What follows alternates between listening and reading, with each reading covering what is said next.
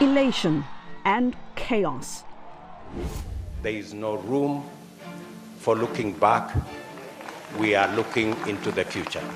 Kenyans are bracing for a legal battle as William Ruto is declared the winner of a tight presidential election.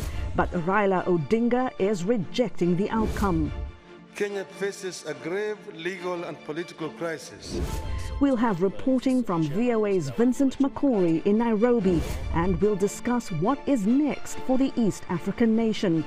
Also, a defining moment for Angola as voters head to the polls on August 24th. With a battered economy and younger electorate, will President Joao Lourenço win a second term? And how much of a threat is UNITA and its new leader Adalberto Costa Jr.? VOA correspondent Mayra de Lassalette gauges the mood for us in Luanda. Straight Talk Africa starts now.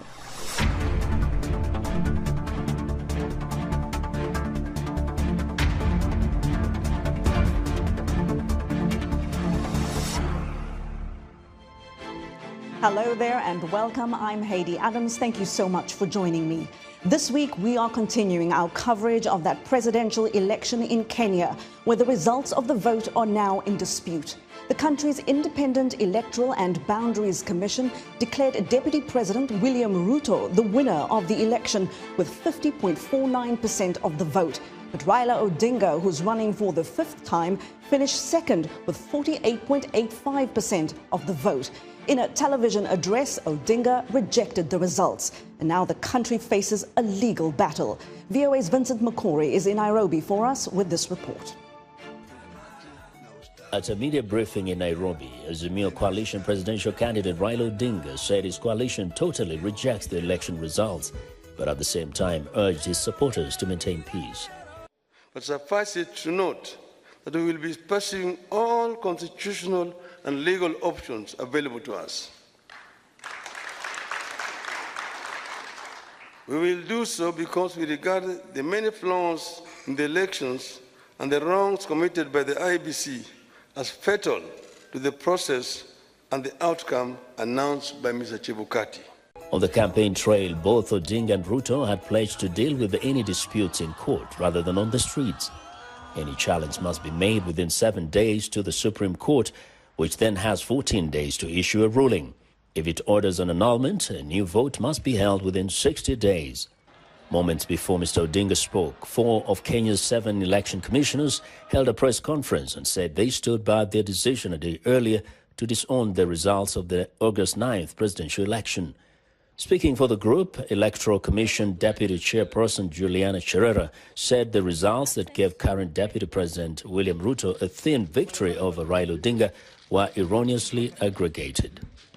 We state categorically that the results of the presidential election held in August 9, 2022, declared and announced by Mr. Wafula Chebukati on August 15, 2022, belonged to himself and do not represent the declaration and announcement by Independent Electoral and Boundaries Commission. The Commission has to process the results before they are declared and announced by the chairperson. Kenya was calm on Tuesday, and more people could be seen going about their businesses after days of suspense and anxiety waiting for the IEBC to announce the winner of the presidential race. In Nairobi, some shops remained shuttered on Tuesday due to uncertainty.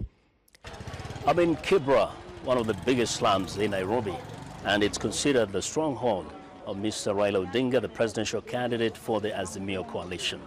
Now, it's a day after the election results were announced by the chairman, Mr. Wafula Chebukati, and as all might have noticed, Mr. Raila Odinga boycotted that ceremony, along with some of the commissioners of the IEBC who claimed they cannot take ownership of that result. So we came around here to hear from the people of Kibra and find out what they plan to do next. And a majority of them are telling us they're waiting to hear from Mr. Raila Odinga himself. According to Kenyan constitution, if they're releasing the result, at least 4 commissioners should comply or should accept the result. And you can see the 4 of them walked away. So he remained with 3. That really shows that the election, the result was not unfair.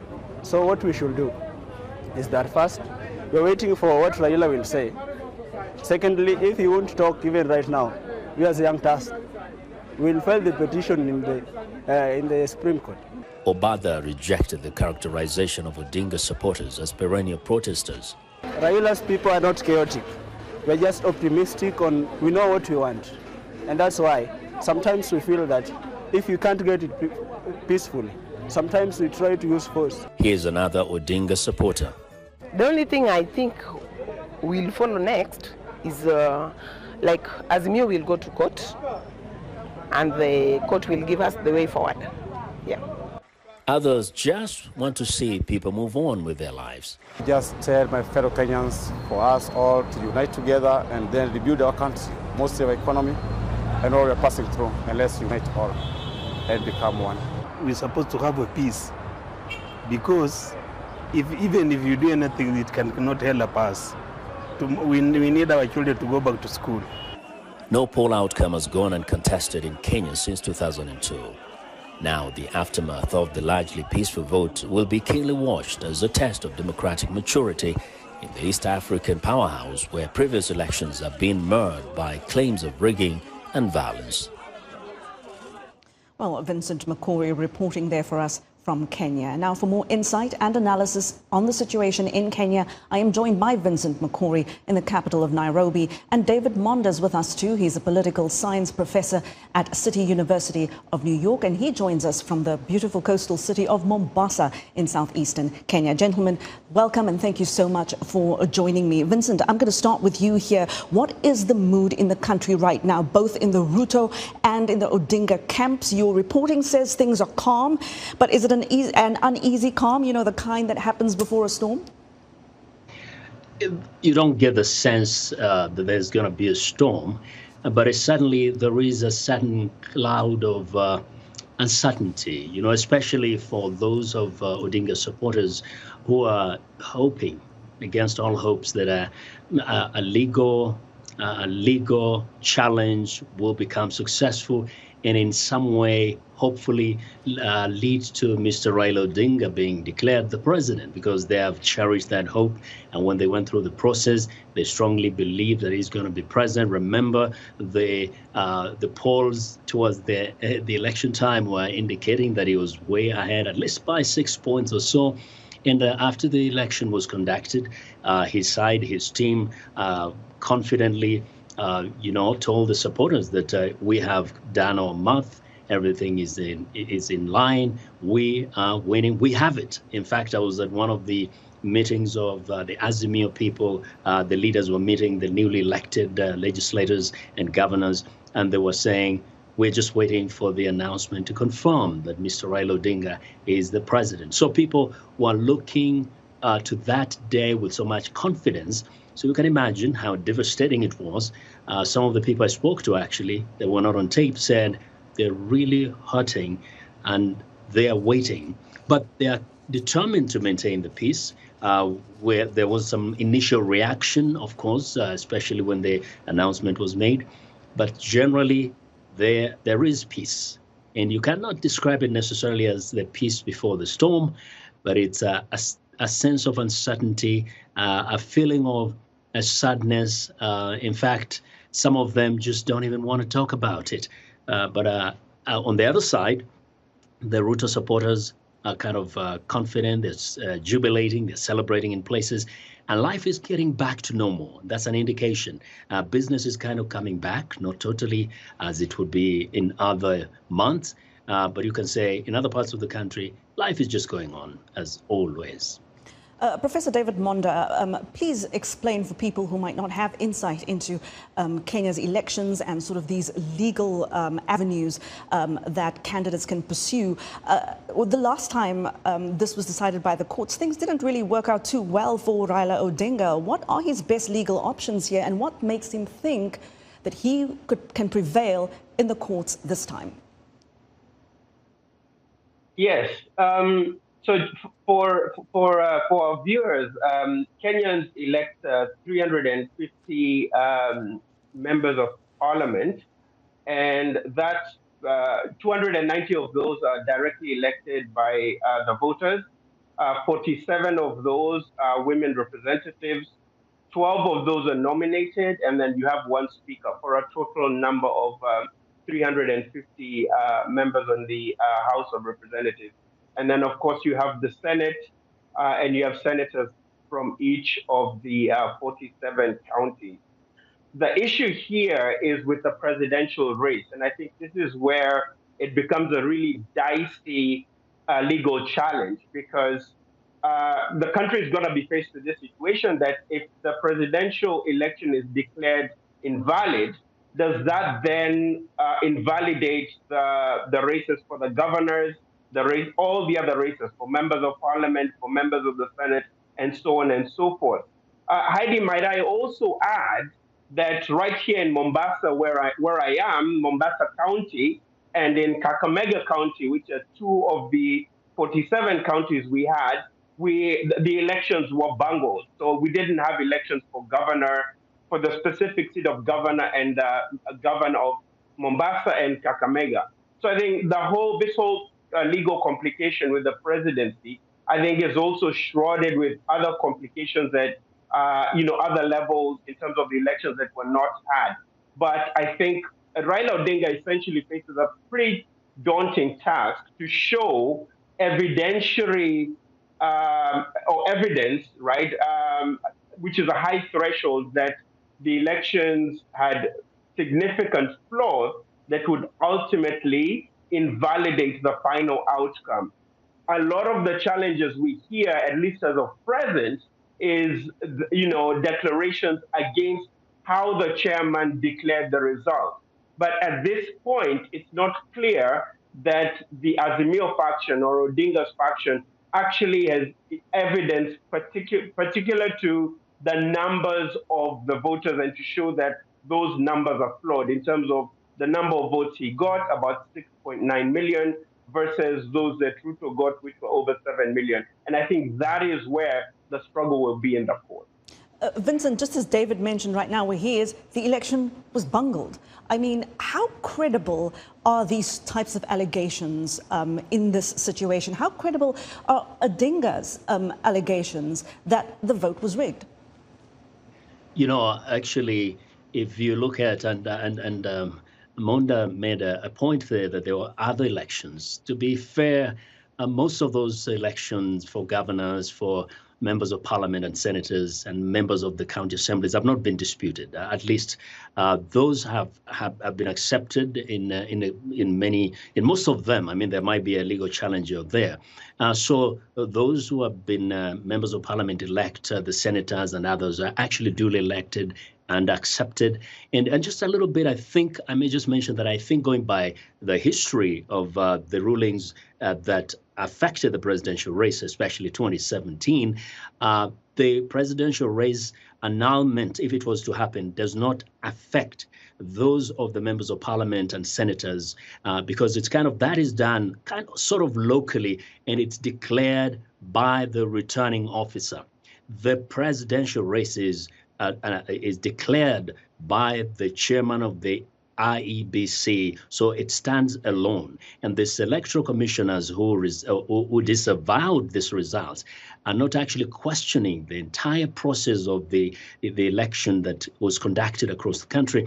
They're questioning a certain aspect of the presidential election and the very end part of it, in their challenging how the chairman handled that very last moment when they take the final numbers, tabulate them, compare the two forms. There is form 34A, 34B. You look at them and take those numbers and agree as a commission that they're fine. Then you produce a third form called 34C, where now you sign off and say this is the final presidential race.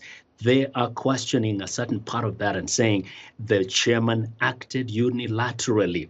So when it comes to the other side, the questioning that the Azimio has been making in terms of rigging, they they have their own argument, and nobody so far can tell you for sure that we don't know, but they say they know. They know that there was a manipulation of the election at some point. They say they have evidence that there was some kind of interference with the final process. Now, they have not explicitly put it out there, but they're saying they're looking at all the options they have legally and constitutionally. So you can only say that we are going to get to hear more when this gets to the Supreme Court, and then we'll kind of get to understand what evidence they have. Mr. Odinga was not willing to elaborate, really. But of course, we know that they're going to, if you go by what the commissioners who resented was saying, is that if indeed the chairman acted inappropriately in the way he announced it, then the declaration invalidates the presidential, the announcement, or that it invalidates that declaration of Mr. Ruto as being president. And if that was been null and void, then it means you go back to where there is no declared president. I think that is what they're going to try and argue in court as one of the issues. So if they can invalidate the declaration itself, then it means you go back to square one and make a determination whether you're going to do a proper recount or forensic kind of examination, or you need to have a redo of that election. Vincent, say it doesn't go all the way to redo and the court does make a ruling on this either way. Remember, Raila Odinga and William Ruto both said they would accept the outcome of this election. They said that on the campaign trail. Now, of course, Raila Odinga has not accepted the results. And I asked you this before. Will his supporters accept the result should it not go in their favor, but then comes from the court? Kenya's judiciary is fiercely independent, well known for that. Will the people accept a court ruling? So here's one thing I have to say. First, the candidates always say, I will accept the results, but it's with a caveat. If they are free, fair, and credible. So then they say, yes, I promised I'll accept the results, but then we have determined that there were flaws in the system. Now, when it comes to the supporters, if I speak about Raila Odinga supporters always act on the cue that is given by Mr. Raila Odinga. Is very influential. Now, if he tells them it's okay, it hasn't gone our way, but you know what?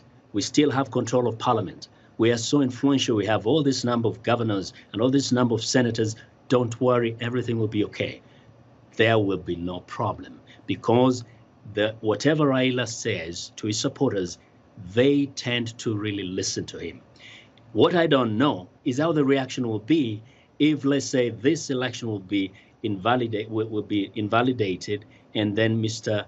Ruto is, for some reason, it's announced that he's not a president, that he didn't win this election, or it's not clear. It's hard to tell how those who have already accepted him as the president, who have been jubilating, will react, because reversing this, I think, is more painful than having to hope that you get it. Reversing that is very, very painful. It's very hard to imagine what the reaction will be. But all that will depend on the leadership. I think whatever the leaders will tell their supporters, that's what's going to happen. And of course, justice and fairness is often in the eye of the beholder.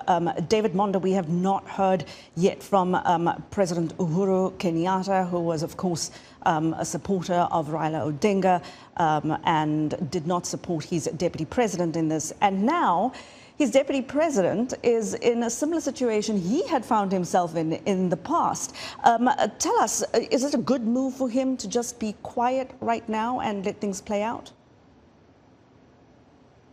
I think it's a good thing for him to be quiet and let things play out, because he is, essentially he's at the twilight of his, his leadership. And this really needs to be seen to be a judicial process and not a political one, as much as the politics intertwined with the legalities of the outcome. And a little bit to add to what Vincent had said, I think there's a big challenge. For example, when you think about Mombasa, that we didn't have a governor's election here, or Kakamega, just because of some of the challenges with the processing of the paperwork for the election. When you add that to the uncertainty of the presidential election, I think it really creates broader challenges about the legitimacy of whoever is going to win this election. So, for example, if Raila Odinga's petition at the Supreme Court fails, this challenge and Raila's rejection of Ruto's winning of this election, I think really creates a legitimacy challenge for the Ruto government. Also, Heidi, remembering that the Azimio faction, which is Raila's faction, has a majority in the House of Representatives, and Ruto's faction has a slight majority in the Senate as we speak. So even aside from the legislative and the politics of the judicial process, I think it'll be a big struggle in the parliament, in the legislature, as these two factions struggle sort of in terms of trying to define their policy. But at this point, it's really about the judicial process, and it's a good thing that the current president has stood aside, because it doesn't want to appear. It shouldn't appear that he's taking sides or trying to influence a judicial decision, because he was obviously in favor of Raila Odinga, who at this point appears to have lost the election. David, I've got a final question for you. We don't have a lot of time, but we did talk previously about the maturity, that there's a test for the maturity of Kenya's election, Kenya's democracy, excuse me. And of course, nobody wants to see how the sausage is made. Democracy is messy. What does the current state of things say to you about the maturity of Kenya's democracy? What are we looking at here? A maturing democracy or not? I think definitely a maturing democracy. I think from all the previous elections I've seen, this has been one of the most transparent. We've had a record number of women governors elected to the governorship, increasing number of women elected as members of parliament. I think it's a growing pain in terms of improving the process. And I think ultimately we as Kenyans really need to do a better job about ensuring that the commissioners are people of integrity, that they ultimately speak in one voice, and that some of the challenges that we've been having in terms of tallying, but specifically in terms of the divisions within the IEBC, which is the commissioners. This is an ongoing problem that reared its ugly face in this election, but it's also been a problem in 2017 and previous elections. So I think vetting commissioners and ensuring the faith and trust of Kenyans in the integrity of our institutions is a growing challenge. But I definitely see this as teething pains in a growing democracy, obviously in one of the leading democracies in the East and Central African region. And we will continue watching developments in Kenya very closely. Professor, thank you so much. David Monda is a professor of political science at City University of New York. He joins us from the Kenyan city of Mombasa. And Vincent Makori, who has been doing all that fantastic reporting for us in Kenya. He's the managing editor for TV in VOA's English to Africa news service. Gentlemen, thank you so much to you both. After the break, we turn our attention to Southern Africa, to another crucial election. Angolans prepare to go to the polls next week. Will President Joao Lourenço win a second term? And we'll also look if UNITA will break the ruling MPLA's decades-long hold on power. We've got our guest standing by. We'll tackle that next.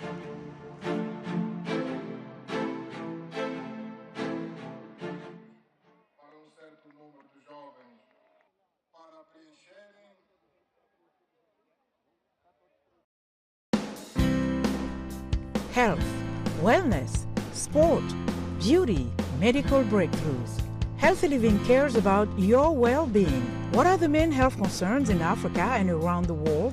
Find out the latest on coronavirus. Connect with our experts and ask them questions. How long does the virus stay? Join me, Linor Moudou, in Washington, every week on Healthy Living, right here on VOA.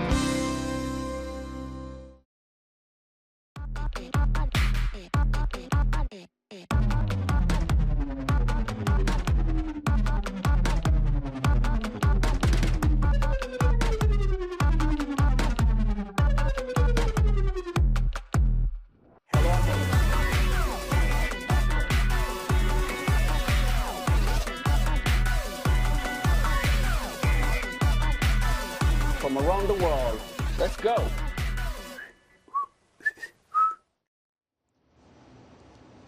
You're with Straight Talk Africa. Welcome back.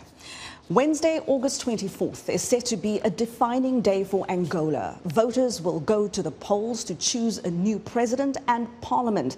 And while there are 8 parties on the ballot, this election is largely a race between 2 long-time political foes and the men at the top of their ticket.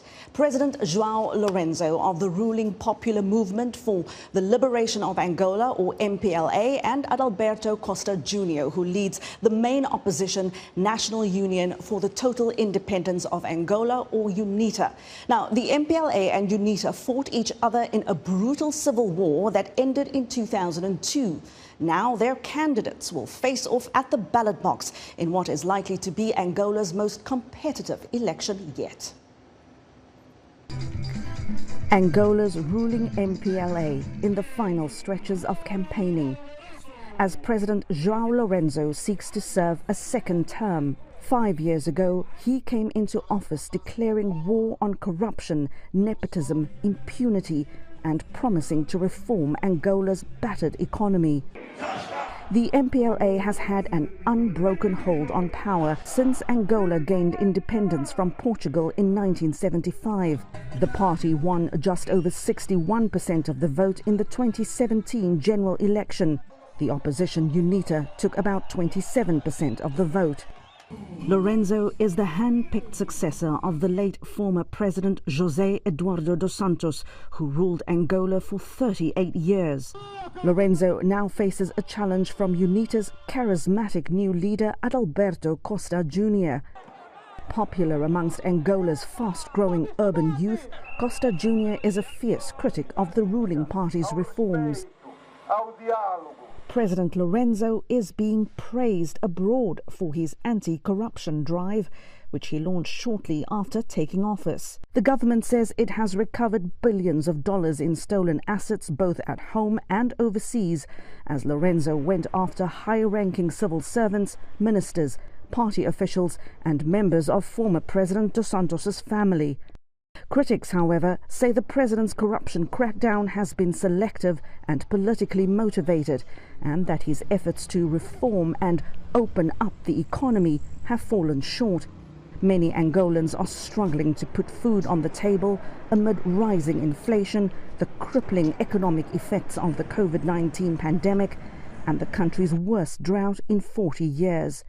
If the stakes aren't high enough, distrust appears to be growing among voters. A survey by the Pan-African research network Afrobarometer shows 1 in 5 Angolans trusts the country's National Electoral Commission. With an estimated 14 million people registered to vote, many are bracing for a tight race in what could be one of the most consequential elections in the Southern African nation's history. Now, VOA's Mayra de Lassalette is in the Angolan capital of Luanda, where she's been gauging the mood of the voters ahead of next week's election. Angola is holding general elections on August 24th. 8 parties are running. This time around, it feels a bit different though, because for the first time, the leading parties are actually tight. The main party and the main opposition party are very close on this run, on the intention of vote. People feel a bit more nervous also. They share with me that there's a bit of fear of the results after the 24th. Some old memories of war have been rising because they mention that the threats between both parties bring that. But they also say that whoever wins this election, what they want from them, what they want them to focus on, the priorities are health and education. They believe if the next government focuses on that, their life will be better. The only thing that they want is better conditions, a better life based on good health and good education. I'm Mayra de Lassalette, covering the election in Angola for Voice of America. And that is Mayra de Lassalette from VOA's Portuguese news service with that report for us. And joining me now to discuss the political playing field and what is at stake in Angola's upcoming election, I'm joined by political analyst Marisa Lourenço. She joins us via Skype from Johannesburg, South Africa. And in Maputo, Mozambique, is Borges Nhamirre. He's a researcher with the Institute for Security Studies. Borges and Marisa, welcome. Thank you so much for joining me here on Straight Talk Africa. Marisa, I'm going to start with you. What is at stake for President Joao Lourenço in this cycle and the ruling MPLA? Thanks. It's great to be on the show once again. So there's quite a lot at stake here. Lourenço has presided over years of economic recession. He's presided throughout the COVID-19 pandemic, the Russia-Ukraine conflict, and he really wants a second term to prove that the MPLA is really the best party to lead the country. But you need to want a chance to show that it can govern and to show that it can actually tackle the problems that the urban youth have been speaking about, such as problems like a lack of infrastructure development and high unemployment. Borges, on a scale of 1 to 10, 10 being highly successful, how would you rate President Joao Lourenço's performance during his first term in office? Thank you. I think the expectation was so high when he assumed the power, when he took the power 5 years ago, and now maybe his performance is at 5. 5, well, that is not, that's neither here or there, we would say. Marisa, the economy is obviously going to play a big role and top of mind for many voters, as it is in many elections. What is the shape of the Angolan economy today? We know that, the economy is in trouble, as many economies are right now, but this economy needs diversification. Joao Lourenço said he would do that. It's heavily fueled by oil. Oil represents 90% of Angola's exports. Lourenço said he was going to open up the economy, that he was going to tackle corruption and lift Angolans out of extreme poverty. But unemployment has not dropped below 30% in many years. So which of the promises that Lourenço made in 2017 did he keep, and which of these has he broken? Well, I think that we can understand his reform agenda as divided into two main parts, and those are the political reforms and economic reforms. So when we look at the economic reform front, he's done very well to manage Angola's debt load, which reached about 120% of GDP in 2020. The economy has finally exited a 6-year-long recession. He's done very well throughout the IMF lending program. He has managed to engage with Angola's largest creditor, which is China, and it's actually gotten to the point where now Angola's debt has dropped below 100% of GDP. Some of this is also due to the strengthened oil price as a result of the Russia-Ukraine conflict. But as a whole, his administration has been very committed to fiscal prudence, to reducing wasteful expenditure, and that has really paid off very well. But unfortunately, that's had a broader impact, so it's helped broad stability, at least until debt repayments become due next year. But it hasn't actually trickled down. So it hasn't resulted in increased jobs or increased investment. And this is why we still have very high unemployment. Then when we look at the second tier, at political reform, this is where Lourenço has taken less action. So, for example, he promised to host local elections during his first term in office, and that didn't happen. He promised to make society more open for civil society organizations and NGOs and journalists. And what we've really seen coming out of the past few years is that it's still quite a repressive environment in which to operate. So I think he's got quite a mixed record. I think he's done very well in terms of the broader economy, but definitely there's a lot of room for improvement. Borges, I've read you say that this election is, quote, an uneven playing field. Please tell us, why do you say this? Well, it's because the government, MPLA, and the President Lourenço himself, they have control over the oil state resource from state-owned media. We can look at the state TV, for example, TPA. It just published favorable news to MPLA, to President Lourenço himself. And if it publishes about you, need to criticize it.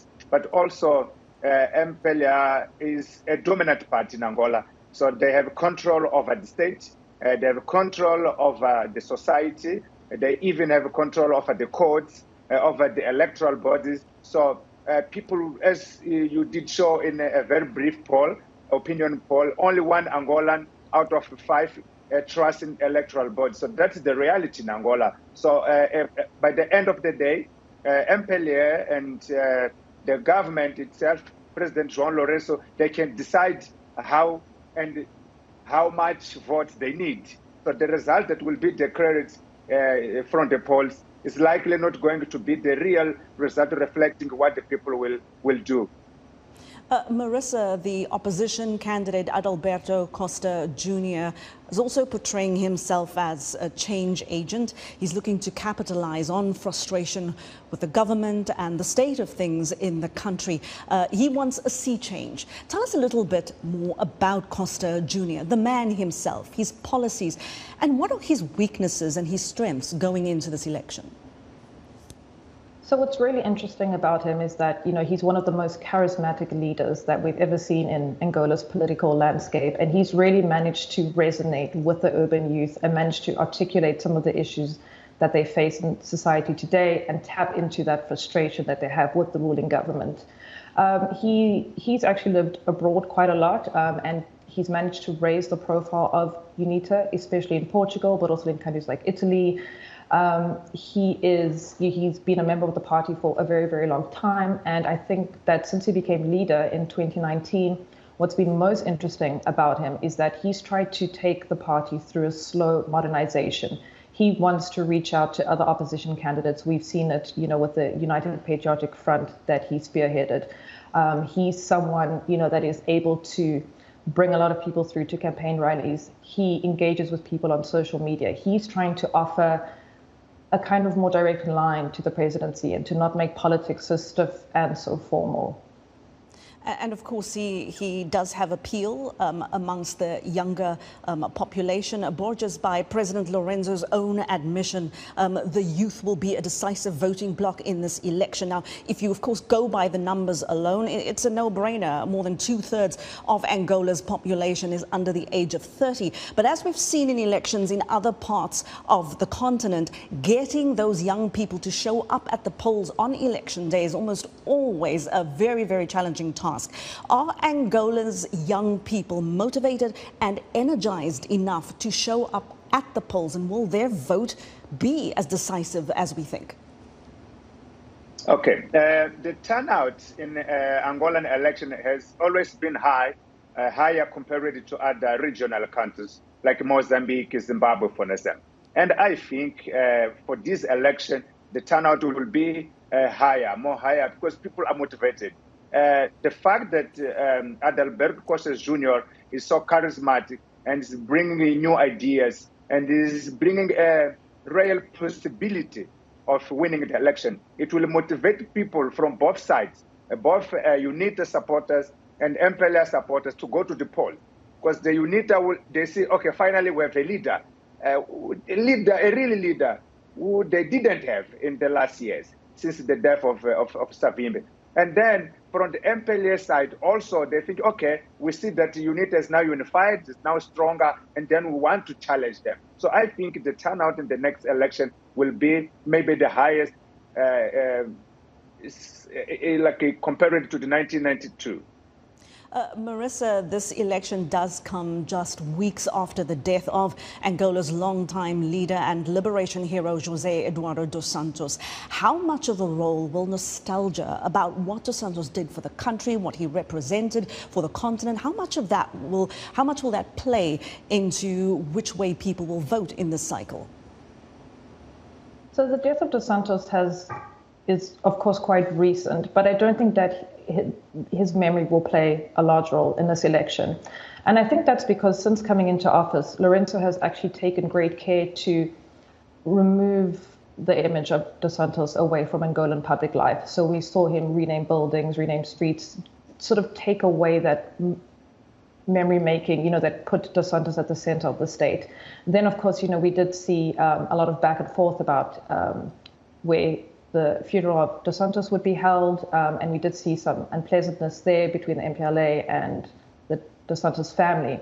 But that lasted about a week or 10 days, and then after that, it's really quietened down. I think that the sort of role that Dos Santos has played in the memory of the Angolan people has definitely diminished, and that that people are really deciding between Lourenço and Costa Jr. Borges, what is your take on this? What role will nostalgia play here? I think it will play an important role because there's a part of MPLA supporters who think that President Lourenço did not treat with dignity the president, which might be a high faction of MPLA, might want to vote against President Joao Lourenço. But again, I think that role will be limited because, as we know, in Angola we have a single ballot paper, meaning that if one wants to vote MPLA, we'll have to vote in President Joao Lourenço at the same time. So if we had the situation like we had in the first election in Angola with separate ballot papers, we could see that MPLA would get much votes than President Joao Lourenço. But at this time, I think people who don't agree with President Joao Lourenço and the way he treated President José Eduardo dos Santos will even vote in him because they want to vote in the MPLA. So I think that is the situation. Marisa, in terms of support, how does the MPLA fare, especially compared to other liberation movements in the region? SWAPO in Namibia, for example, ZANU-PF in Zimbabwe, and the ANC in South Africa. This seems to be a feature of Southern African politics where you still have liberation movements in power, but a younger electorate who do not share the same memory of the glory days of those movements. How does MPLA fare on this score? It's definitely a factor, this growing urban youth population, that doesn't just rely on kind of post-colonial loyalties. And like you've mentioned, ZANU-PF, SWAPO, the ANC, they've all kind of gone through various phases where we could see, that urban voters are tired of their socioeconomic conditions. And I think that actually the MPLA is going through a similar thing. Because if we look at how UNITA performed, especially in the 2017 elections, we saw that it made quite significant inroads into the capital, Luanda. And, this is where a lot of Angola's urban youth are concentrated. Angola is very, very highly urbanized by developing economy standards. And I think that is a real sign, that the MPLA can no longer simply rely on post-war loyalties, and that it is facing a larger challenge than ever before from the urban youth. And it's really this frustration from these types of voters that UNITA is managing to tap into. We could see the signs from 2017, and I think they're even stronger now in this campaign period. We're going to take a short break here. Thanks, Marisa. On the other side of the break, we'll continue our discussion. We'll be right back. Home is more than just shelter, a private place to raise children and a private space to process your inner feelings and thoughts. Regardless of where you live, access to affordable housing is always a leading conversation in the society. This week, we are taking a closer look at how accessible affordable housing is in Africa and how women are breaking barriers in the real estate market. Join the conversation each week right here on Our Voices.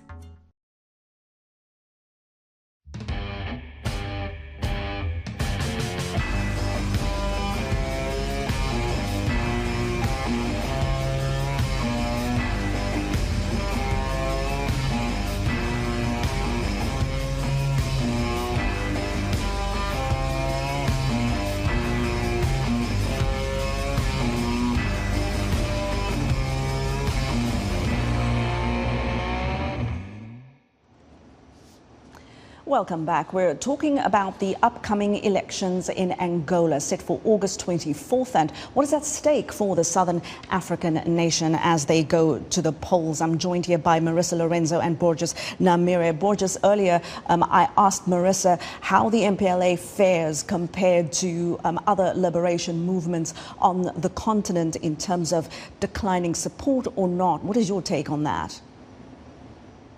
I think MPLA is following the same path as the other movements in the region.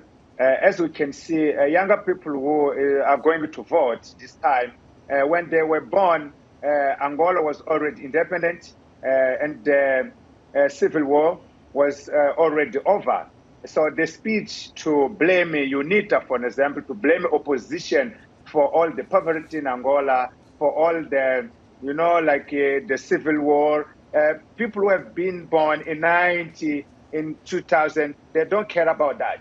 So what they want is development, what they want is employment, what they want is the government fulfilling the promises. So I think MPLA and other movements in the region, ANC, Frelimo in Mozambique, Chama Pinduzi in Tanzania, all of them are facing the same problem. Should they want to continue being relevant, they will need to implement very important reforms. So talking about the history, about the glory history of liberation is no longer enough for the youth now. Yes, indeed, challenging to sell the idea of memory of earlier events to an audience that does not have or share those memories. The MPLA, the government, should I say, has been on an international voter drive, which they kickstarted in January.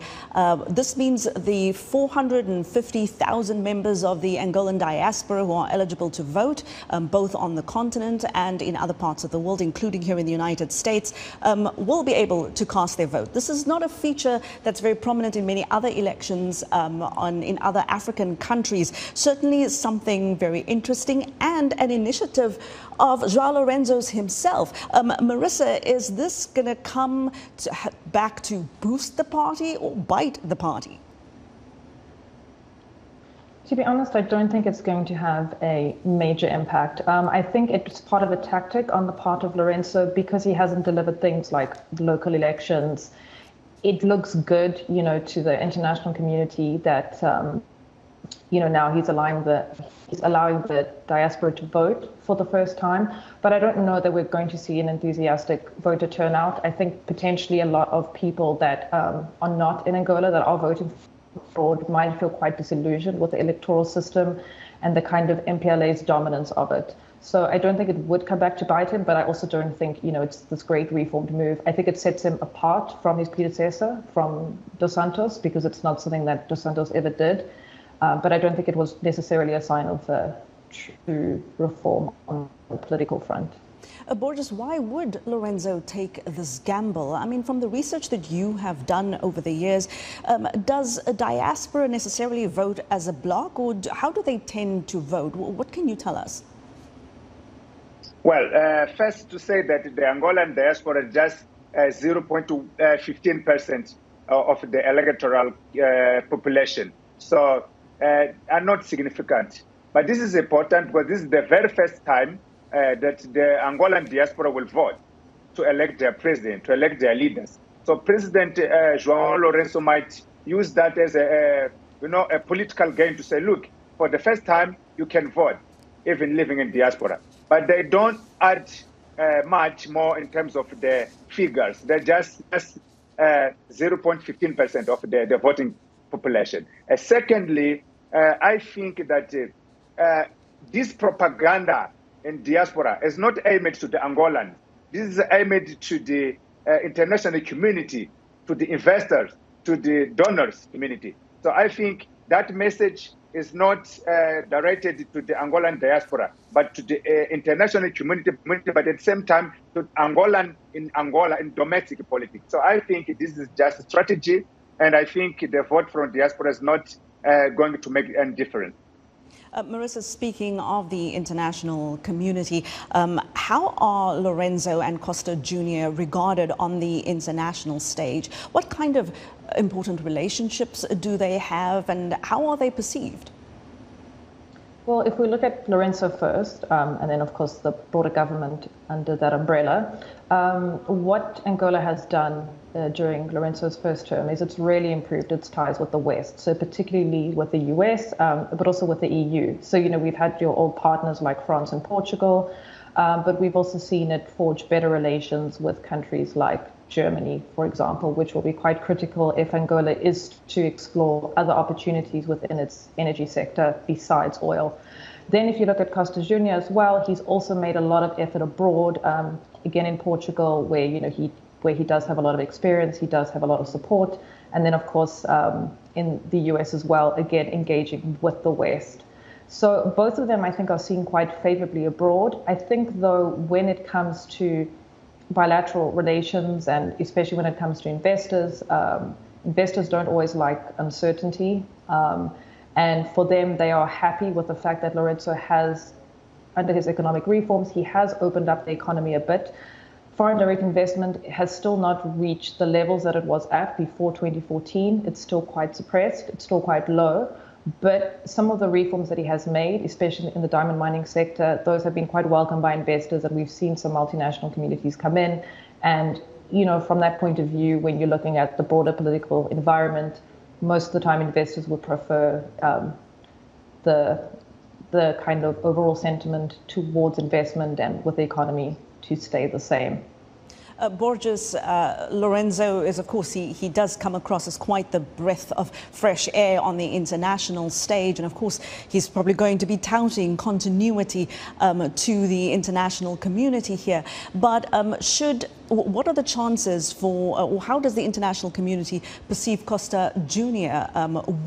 Would him coming into office or him potentially winning, would that have negative perceptions or negative repercussions for Angola internationally? Well, I think at this level, the challenge to the candidate of UNITA, Adalberto Costa Jr., is higher than Joao Lourenço, simply because the international community, and we're talking about international community, we must consider their interest. What does the international community need in Angola? They need to do business. They need to have a reliable partner. So they already know the MPLA government.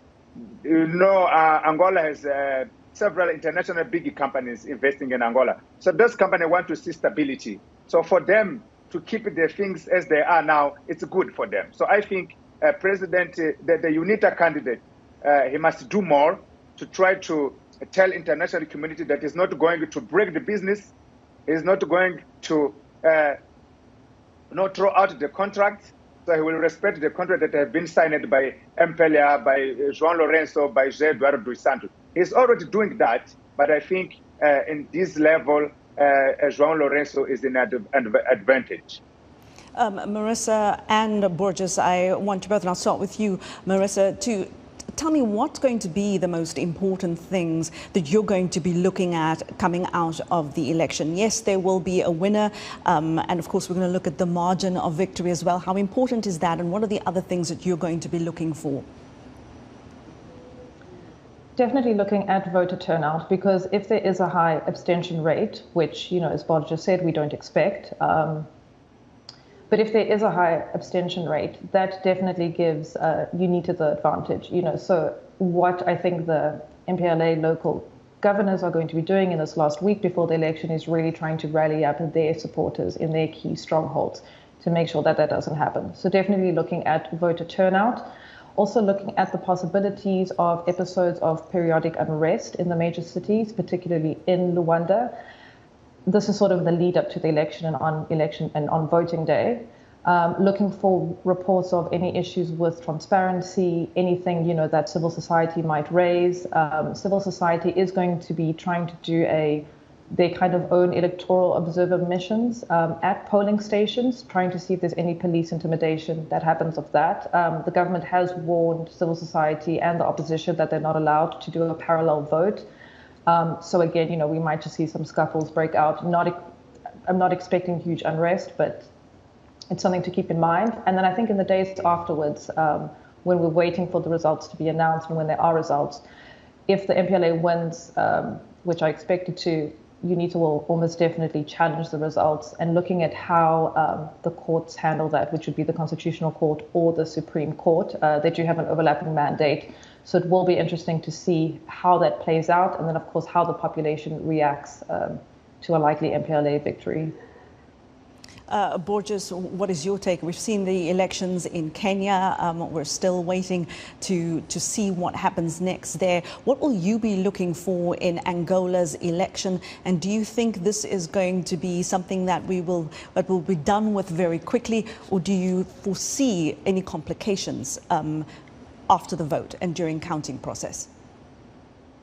Well, the playing field is already unveiled for this election. So what I'm looking for is how the state institution, the courts, the electoral body are going to be honest in this election. How are they going to handle the election honestly? So it means transparency, it means free election and fair. So that's what I'm looking for. And the most important is how Angolan will react to the election.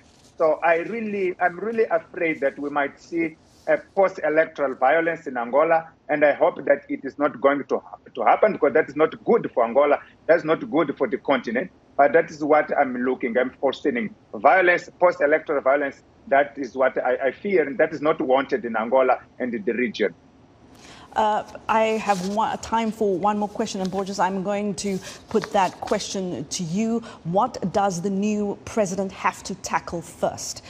We have an economy in crisis, we have distrust among voters. What is going to be his most important task at hand? Two. First of all, civil rights. I think that Angola needs to stop to crack down the civil rights. So it means the next president of Angola needs to open to the freedom of expression, freedom of press, allowing independent media to develop in Angola, but also allowing civil society to grow and do their work freely. Now Angola is classified as a non-free country by several international index. So the next president needs to make Angola a free country in civic rights. But also, in terms of economy, I think the next president must stop to look to who belongs to which political party. So they must stop to look. Imagine if Lourenço wins again, they must stop to only give employment and good condition to the MPLA members. So even to those who don't hold the MPLA membership card, they need to have the opportunity in Angola. So I think that is the most important. Shall next president fail on that, in 5 years' time, we'll be here discussing the same problem as we're discussing now. Marisa, very briefly, what do you think should be top of the agenda for the next president?